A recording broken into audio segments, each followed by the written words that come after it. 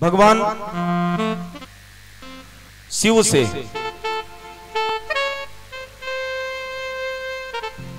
शिव जी दक्ष प्रजापति के जमाई हैं। सती जी दक्ष प्रजापति की पुत्री हैं, शिव जी के साथ ब्याही गई हैं। लेकिन दक्ष प्रजापति भगवान शिव से बैर कर बैठते हैं। राजन ने कहा, महाराज भगवान शिव से बैर, ये बात कुछ समझ में नहीं आया, आप इसको विस्तार से कहिए। यह बैर क्यों हुआ, किस हेतु हुआ, आज सुखदेव जी महाराज कहते हैं, राजन एक बार भवे शीलवतां श्रेष्ठे दक्षो दुहित वत्सलाः विद्वेषं करोत् कस्मात् नाध्यत्यात्मजां सतीम। द्वेष के कारण यहां तक दक्ष प्रजापति ने अपने पुत्री का भी त्याग कर दिया। महाराज त्याग कैसे किया? उन्होंने यज्ञ का आयोजन किया और उस आयोजन में समस्त कन्याओं को बुलाया, समस्त देवताओं को बुलाया, ऋषियों को बुलाया, लेकिन ना तो शिव को बुलाया और ना ही अपनी पुत्री को बुलाया। तो महाराज ऐसा हुआ क्यों? श्री सुखदेव जी महाराज कहते हैं, राजन एक बार ब्रह्मा जी ने एक सभा का आयोजन किया, संगोष्ठी। महाराज दक्ष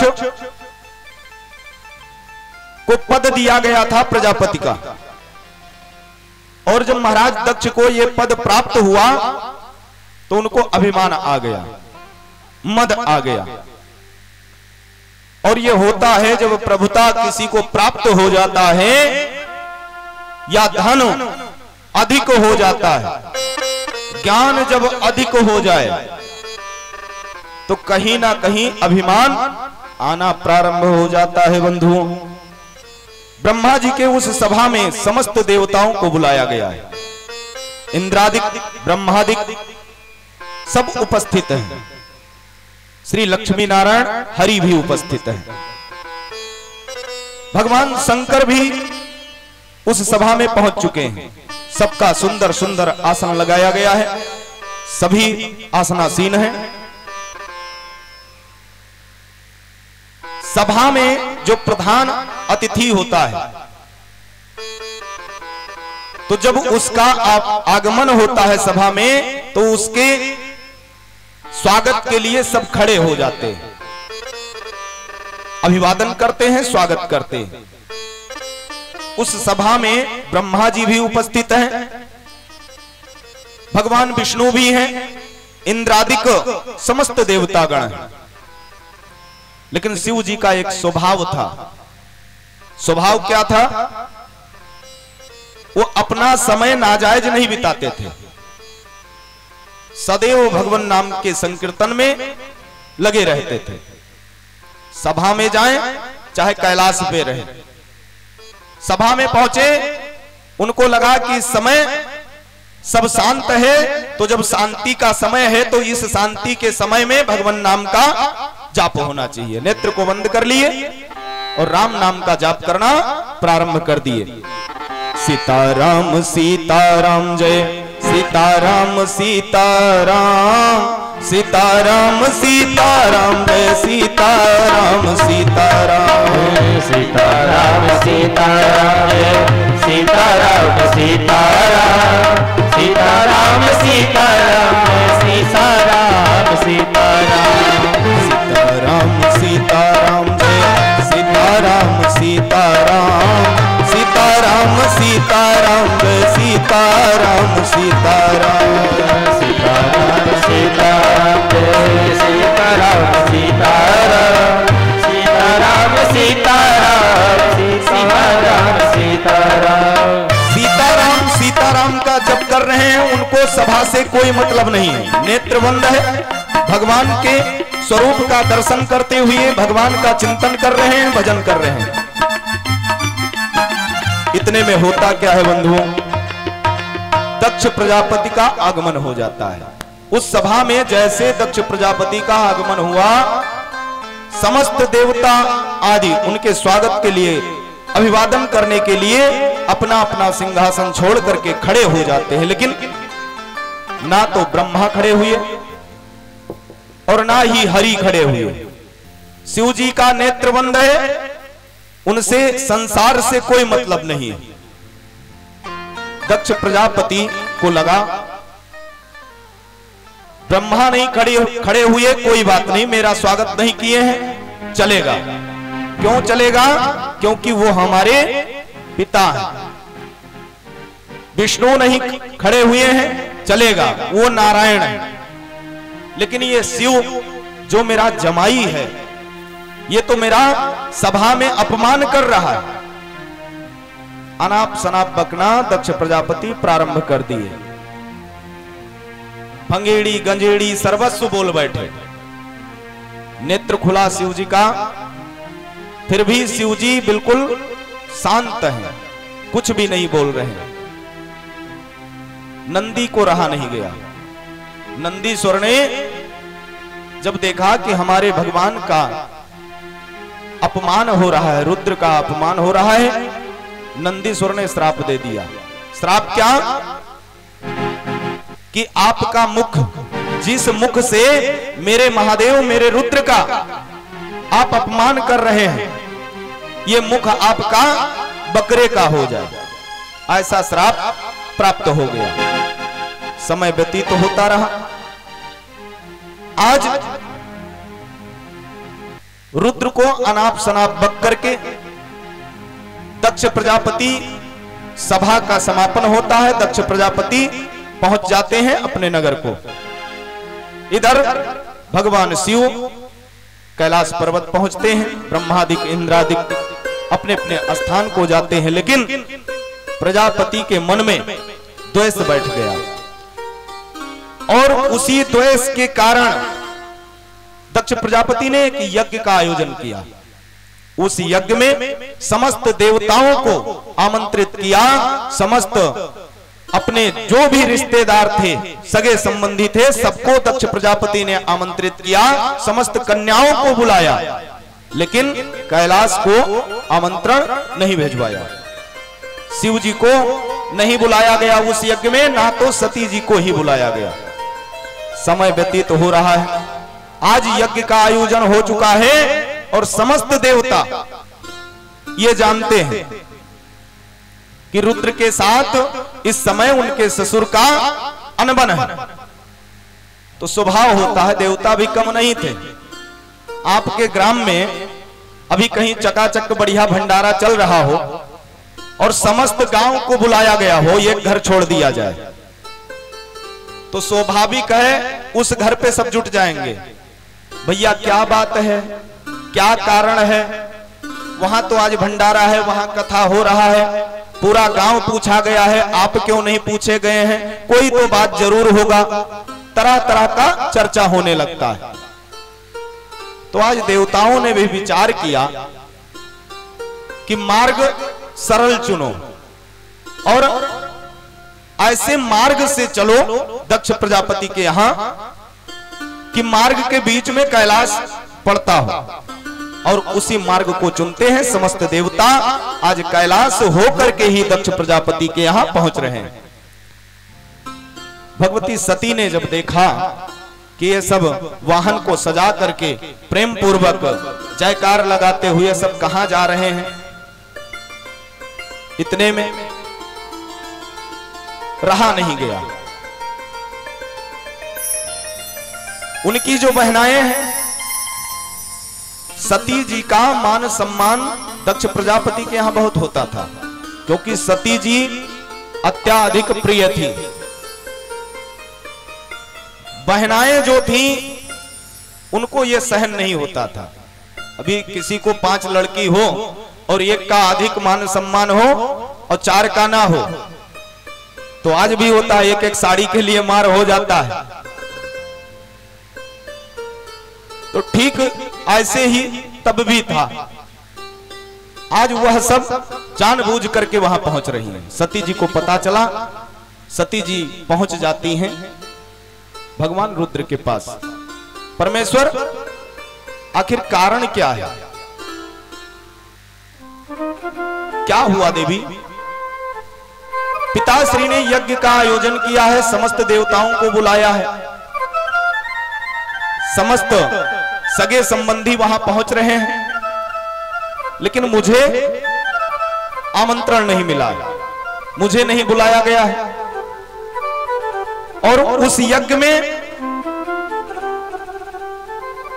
मैं पहुंचना चाहती हूं, लेकिन आप उस कारण को बताइए, आखिर कारण क्या है? किस हेतु, किस कारणवश मेरे पिताश्री ने निमंत्रण नहीं दिया? प्रेम पूर्वक आज शिव जी सती को समझाते हैं, बताते हैं। देवी, एक बार ब्रह्मा जी ने सभा का आयोजन किया था और उस आयोजन में आपके पिताश्री हमसे द्वेष कर बैठे, जबकि मेरा कोई भूल नहीं था। मैं तो सदैव राम में मस्त रहता हूं। ब्रह्म सभा हम सन दुख माना, कहीं ते आ जाऊं करहीं अपमाना। ब्रह्म सभा हरि कहीं ते करहीं ब्रह्म सभा हम सन दुख माना, कहीं ते आ जाऊं करहीं अपमाना।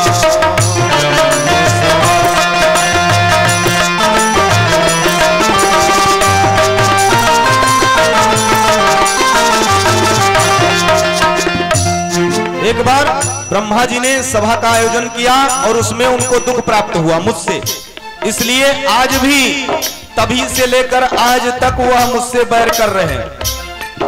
और उसी बैर के कारण मेरे से तो बैर था ही, और आप मेरी पत्नी हैं, इसलिए आपसे भी वह बैर कर बैठे। बैर मुझसे था, बिसा गया आपके ऊपर। जो बिन बोले जाओ भवानी, जो बिन बोले जाओ भवानी। और ऐसी स्थिति में सती जी बार बार जिद कर रही हैं, कुछ भी है, मेरे पिता हैं, अगर निमंत्रण नहीं दिए हैं, बुलाए नहीं हैं, तब भी मैं अपने पिता के घर, अपने मायके अवश्य जाऊंगी। होता है ना, नैहर, नैहर समझते हैं ना आप लोग? नैहर किसे कहते हैं? मायका को कहते हैं। मायका में कोई आयोजन हो जाए तो माताएं बहनें प्रसन्न हो जाती हैं। बुलावा आवे या ना आवे, 15 दिन पहले से साड़ी प्रेस होने लगता है, अच्छी अच्छी तैयारियां प्रारंभ हो जाएंगी, क्योंकि पिता के घर जाना है, मायके को जाना है। आज वही दशा सती जी का, जिद कर रही है। निमंत्रण आया है या नहीं आया है उससे नहीं मतलब है, बुलावा आया है या नहीं आया है, लेकिन मैं उस यज्ञ में जाऊंगी। शिव जी समझा रहे हैं, ऐसे स्थिति में देवी अगर जाओगी भला नहीं होगा। गोस्वामी तुलसीदास जी ने कहा, जो बिन बोले जाओ भवानी, जो बिन बोले जाओ भवानी। रहाई नसीरो सनेह नकारी, रहाई नसीरो सनेह नकारी, नसीरो सनेह नकारी। ऐसे स्थिति में देवी अगर वहां जाओगी तो ना ही सील रह जाएगा, ना ही मर्यादा रह जाएगा, अपमान के सिवा वहां और कुछ प्राप्त नहीं हो सकता। लेकिन देवी का हट, सती हट, सती जी ने 3 बार विशेष हट किया है और तीनों बार सती जी धोखा खा गई है। बार बार शिव जी ने समझाया, ये प्रभु हैं, राम हैं, परमात्मा हैं, इष्ट हैं। सती जी ने कहा ना, मैं कैसे मान लूं, परीक्षा लूंगी। भोलेनाथ के चोरी से पहुंच जाती है, परीक्षा लेती। और जब वापस आई, शिव जी को पता है देवी कहां गई थी। देवी ने झूठ बोल दिया, शिव जी ने त्याग कर दिया था। यह तन सती भेंट अब नहीं, पहले से ही दुख प्राप्त है। और इधर दूसरा दुख, उधर माता अनसुईया का परीक्षा लेने के लिए सती जी 3 बार उनका हट हुआ और तीनों बार धोखा खाई। नारी हट ठीक भी होता है और खराब भी होता है। आज सती जी हट कर बैठती हैं, नहीं मैं अवश्य जाऊंगी, और ज्ञान देना प्रारंभ कर दी। किसको? रुद्र भगवान को, जो परम ज्ञानी है। कहती क्या है? प्रभु वैसे तो मित्र के यहां, प्रभु के यहां और गुरु के यहां और पिता के यहां बुलावा आवे या ना आवे, जाना चाहिए। शिव जी ने कहा देवी जब समय अनुकूल ना हो तो वहां भी नहीं जाना चाहिए। हो सकता है गड़बड़ हो जाए, लेकिन सती जी ज्ञान देने में कमी नहीं है। सती जी ज्ञान दे रही हैं। जद्यप मित्र प्रभु पितु गुरु गेहा, जद्यप मित्र प्रभु पितु गुरु गेहा, जाइए बिनु बोले न स्नेहा, जाइए बिनु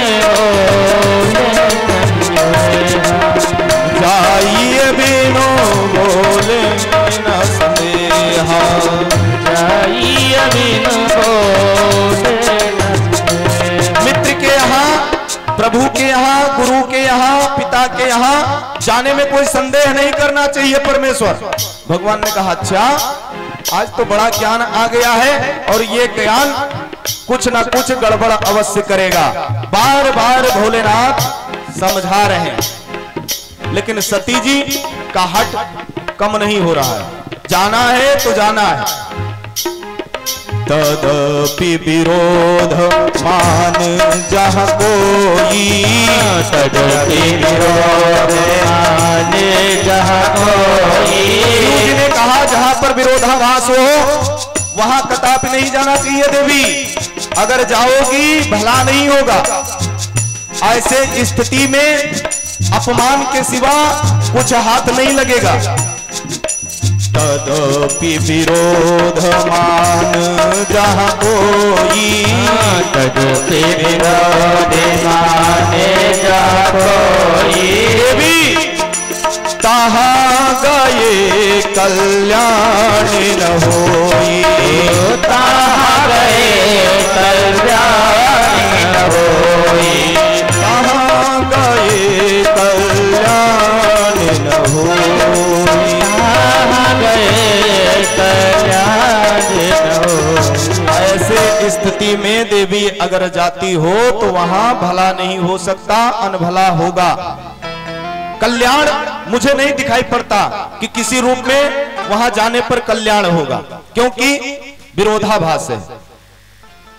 और जहां विरोध की स्थिति हो ऐसे स्थिति से दूर रहना चाहिए। और वैसे कहा गया है कि दो लोग अगर आपस में बात कर रहे हो तो तीसरे को नहीं बोलना चाहिए। और यहां तो यज्ञ अनुष्ठान की चर्चा है, बुलावा भी नहीं आया है, स्पष्ट दिख रहा है द्वेष। शिव जी ने बार बार समझाया लेकिन देवी नहीं मानती। एक से एक उदाहरण दिया भगवान रुद्र ने, लेकिन देवी का हट कम नहीं हो रहा है। भांति अनेक शंभु समझावा, भांति अनेक शंभु समझावा, भाभी उस न जान उड़ावा, भाभी बस न जाने भांति अनेक शंभु समझावा, भांति अनेक शंभु समझावा, भावी बस न ज्ञान उर्जावा, भावी बस न ज्ञान उर्जावा। अनेक प्रकार से शिव जी सती जी को समझाते हैं, लेकिन विधना को कौन टाल सकता है। हर प्रकार से शिव जी ने प्रयास किया कि देवी वहां जाओगी कल्याण नहीं होगा, द्वेष बहुत है, विरोधाभास है, ऐसे में अगर वहां पहुंचोगी अनभला ही होगा, भला नहीं हो सकता, कल्याण नहीं हो सकता। लेकिन विधान को कोई नहीं टाल सकता है। सती का हट जब कम नहीं हुआ, हर प्रकार से शिव जी ने देख लिया, और शिव जी को पता है कि सती मानेंगी नहीं, क्योंकि सती ने जब जब हट किया है उस हट को पूर्ण किया है, और उस हट से सती का भला भी नहीं हुआ। आज फिर सती हट कर रही हैं तो जाएंगी अवश्य। कह प्रभु जाऊं जो बिnih बुलाए, प्रभु ने कहा बिnih बुलाए अगर जाओगी, नहीं भल बात हमारे भाई। ये बात कुछ हमको भाती नहीं। एक तो बुलावा भी नहीं आया है, निमंत्रण भी नहीं आया है, कोई संदेशा भी नहीं आया है। ऐसे स्थिति में देवी वहां जा रही हो, ये बात हमको समझ में नहीं आ रहा है। नहीं मानती हो तो जो मर्जी हो सो करो, अगर जाना चाहती हो। कहीं देखा हरि जतन बहु रही न दक्ष कुमार।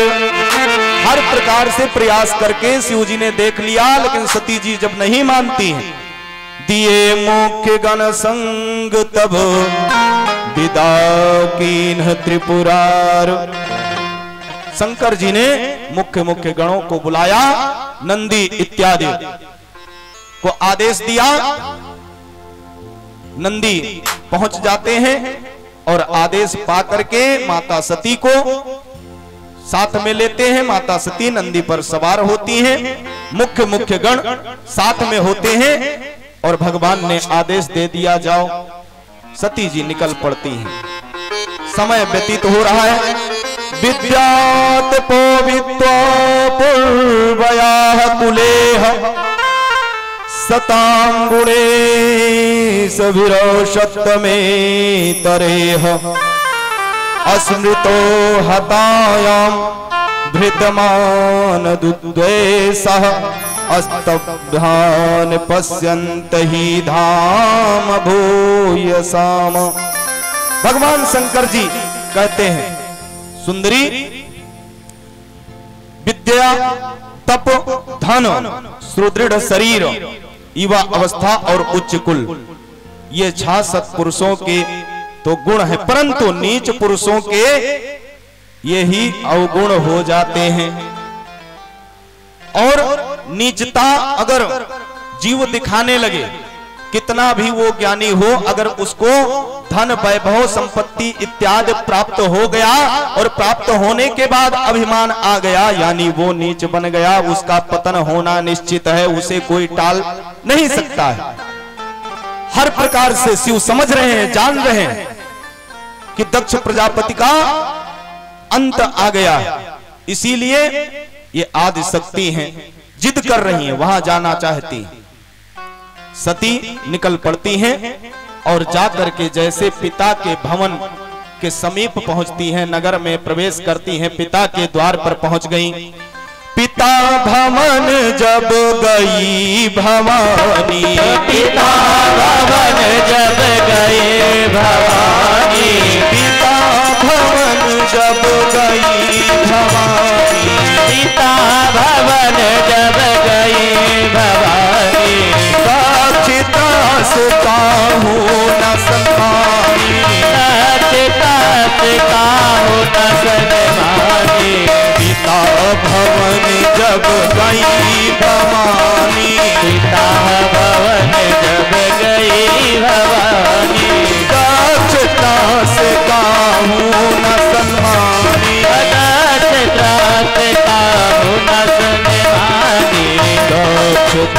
मुस्काहू न सन्मानी। जैसे पिता के भवन में पहुंचती हैं भवानी सती, वहां पहले से ही आदेश हो गया था कि अगर भूल से भी कैलाश से कोई आ गया तो उसका सम्मान नहीं होना चाहिए, उसका कोई आदर नहीं होना चाहिए। दक्ष का त्रास पहले से ही है। हर जगह सती को अपमान मिलना प्रारंभ हो गया, कहीं भी सम्मान नहीं प्राप्त होता है। सती जी ने विचार किया, चलो कोई बात नहीं है, अगर मेरे पिता मेरा अपमान करना चाहते हैं, मेरे पिता हैं, मैं उनकी पुत्री करने दो, चलो माता से मिला जाए।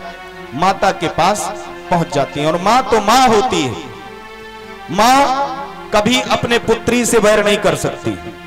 अगर मां अत्याधिक किसी को अपने जीवन में मानती है तो या तो छोटे पुत्र को और या पुत्रियों को, लड़कियों को अवश्य मां का स्नेह रहता है और होना भी चाहिए। अगर मां के छत्र छाया में बालिकाएं अपना जीवन व्यतीत करती हैं तो उनको ज्ञान अलग से प्राप्त करने की आवश्यकता नहीं होती। सर्वस्व ने मां के चरणों में रहकर, मां के आंचल के नीचे रहकर सर्वस्व गुण प्राप्त हो जाता है। आज सती जी ने विचार किया कि चलो मां से मिला जाए, मां तो कुछ ना कुछ कृपा अवश्य दिखाएंगी। सादर बल ही मिली एक माता, सादर बल ही मिली एक माता, सादर बल ही मिली एक माता, सादर बल ही मिली एक माता, भगनी मिली बहुत मुस्काता, भगनी मिली बहुत मुस्काता, सादर मिले एक माता, सादर मिले एक माता, सादर भल ही मिली एक माता, सादर भल ही मिली एक माता, भगनी मिली बहुत मुस्काता, सादर भल ही मिली एक माता, भगनी मिली बहुत मुस्काता, सादर भल ही मिली एक माता, भगनी मिली बहुत मुस्काता। होता क्या है बंधुओं, माता के पास जब मां सती पहुंचती है तो मां ने हृदय से लगाया, लेकिन परिवार का जो नियम है, जो आदेश हुआ है, उसका भी पालन करना है। प्रेम से मिलती तो हैं लेकिन कुछ कह नहीं पा रही हैं। बहनाएं जो थीं, जिनको प्रतीक्षा था कब सती का अपमान होगा, तो वो जब मिलती हैं तो बहुत मुस्काता, और बहुत शब्द जहां लग जाए वहां गड़बड़ हो जाता है। प्रेम पूर्वक अगर आपसे कोई मिलेगा तो उसका जो प्रसन्नता होता है वो स्पष्ट दिख जाता है, और अत्याधिक हंसना, प्रसन्न होना, यानी आपका अपमान हो रहा है। आज बहनाएं जो मिल रही हैं बहुत मुस्काता, देख करके अत्याधिक मुस्का रही हैं, हंस रही हैं। सती जी को रहा नहीं गया। सती जी समझ गई कि ये जो बहनाएं हैं ये मेरे दुख में आनंद ले रही हैं। सती जी ने विचार किया, चलो कोई बात नहीं, पिता के पास चलना चाहिए। पिता पिता होता है, पिता के पास जाऊंगी, उनका क्रोध शांत होगा।